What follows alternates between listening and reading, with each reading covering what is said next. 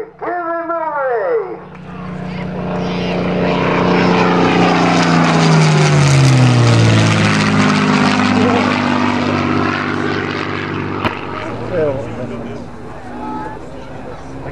No, look at this. Get your cameras ready on this and give him another wave. What a beautiful sound.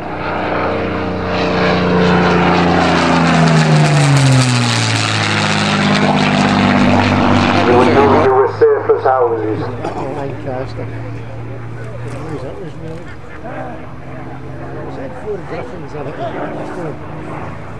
Battle of Britain Memorial Spitfire. Gonna show you the underside. Look at that.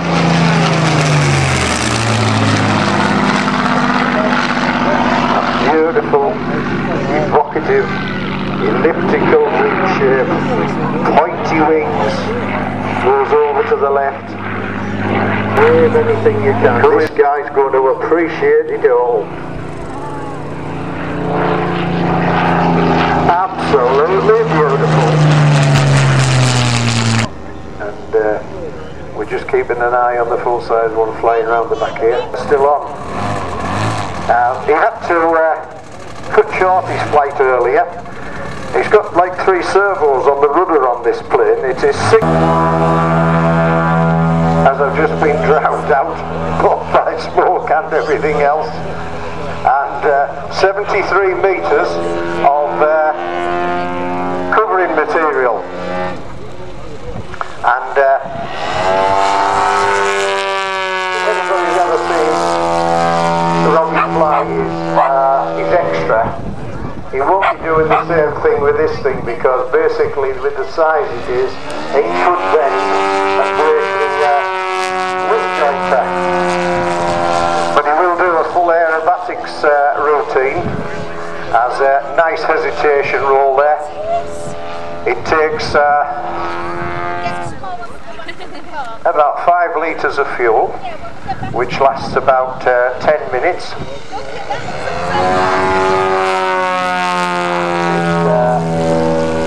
It has about 1.5 litres.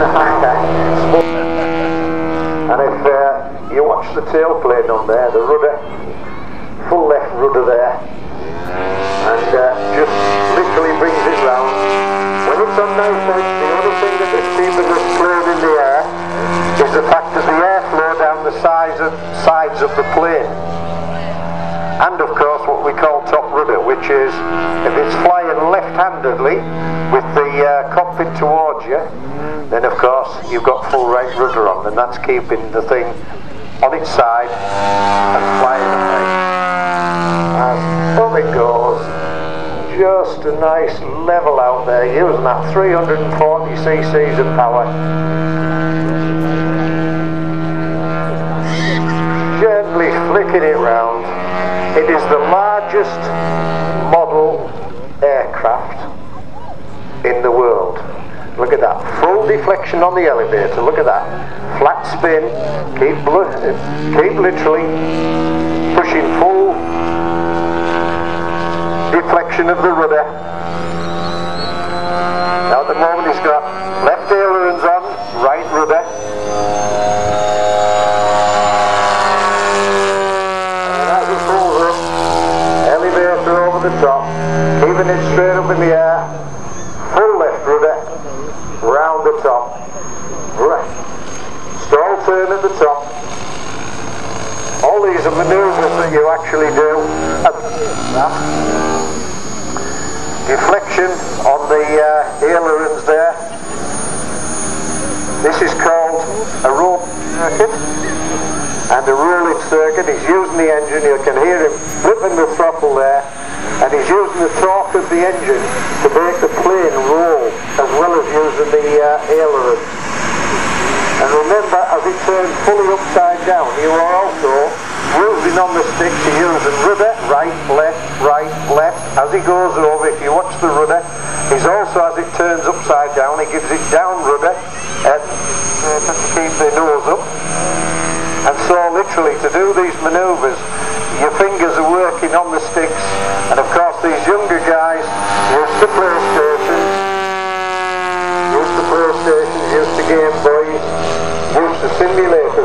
buy simulators now that you can actually fly on the computer. And he's doing a knife edge pass now.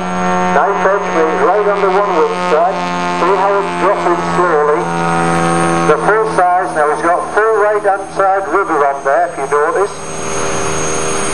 And that's the only thing that keeps this plane in the air.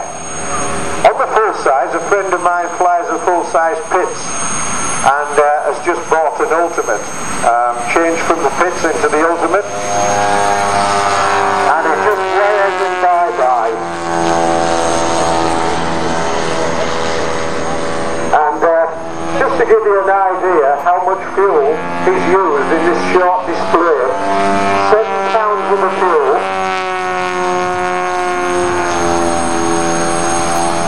Robbie Skipton, excellent mode, absolute excellent display pilot. His helper of course is Andy Johnson. And no, he isn't, he's down the bottom. And coming in for a landing, 7 pounds of the fuel, and of course the smoke fluid as well on top of that. So you can see that flight there has cost him a tenner. These guys do this for nothing because they enjoy what they do. And already if you say nothing, this plane you're talking is about £8,000 worth of plane with all the electronics. He's just decided, whoa, bounced a bit, got the air underneath there, got the air under the wings, he's going to have to do it, come back and do it again. He's now running on fumes.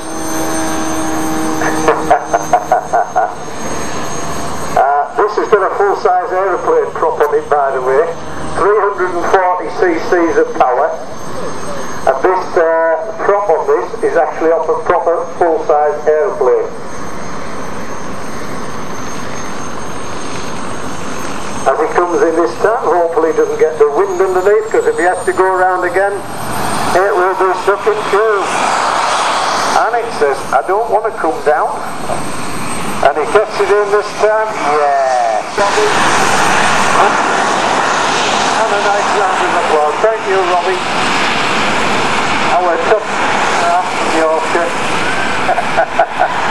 As the take-off now of the Vulcan.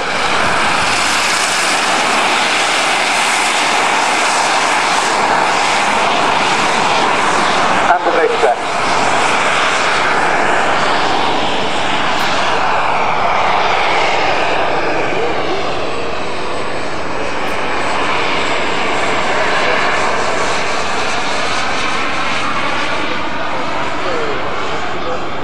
Might be costing about tenner. It's actually nearer 25 quid with the other fuel for the smoke system as well. As through comes the Victor, first of the V-bombers and then across the Vulcan.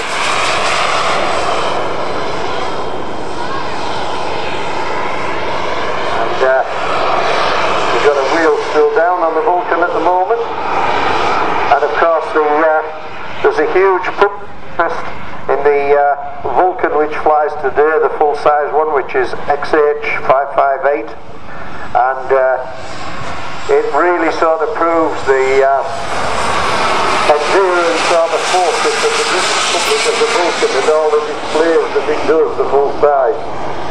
And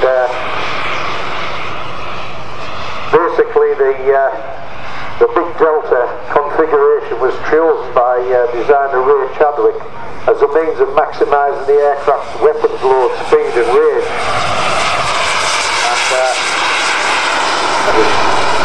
And of course more powerful units were employed on the Vulcan B2, which had a wing of greater span and chord, giving it of course longer range, and of course they could refuel in mid-air as well. And of course that's how, as the gentleman said originally earlier today, and look at that, 2 V-bombers. And that's absolutely class. And of course Dave has said, well, Dave has now got this one's a 17-foot wingspan. and powered by twin jet engines, and there is next year going to be an even larger one, and the one next year will be 20-foot wingspan, even bigger. And look at the closeness of that. That is what you call flying at the ultimate best. I mean, you get the Vulcan model coming high over the top right hand end, and he's sinking right down on the floor. And look at that, what a beautiful pass. And of course the model service was the production one, which was X89. But we're lucky enough today to have a friend of Keith Mitchell's, who's an original Vulcan pilot who actually went into Port Stanley and dropped bombs on the Argy to come and tell us what it was like flying the Vulcans. And of course the ones that he went over there with were carrying a bigger payload of bombs than what they were designed for. And then of course the Victor, and full circle called. Look at this, in formation.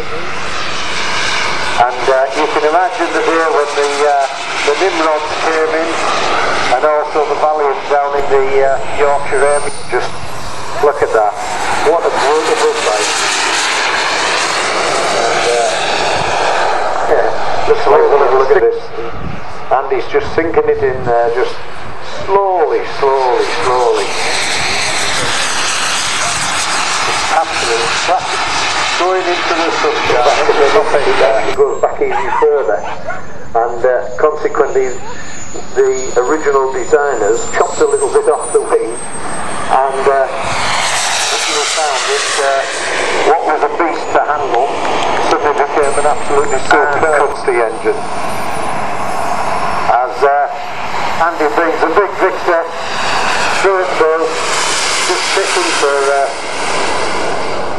fuel time, just checking for fuel time, and just making sure that everything's okay, and checking for undercarriage down, everything locked, flaps on, wheels out. Split flaps on here of course, which means that basically the wing is the same, but the flaps actually drop away from the underside of the wing. And landing crawled on this one. It's one of the things that you usually find with most of the model pilots when they've got retractable undercarriages. They'll do a dirty pass. Just check to make sure all the wheels are down and okay. And we just come in, strobe lights on, landing lights, flaps down, wheels down, gently settling it in. The wind's even dropped. And look at this, coming in for a lovely touchdown. Near touch, nose wheels touch, and a round of applause for these two.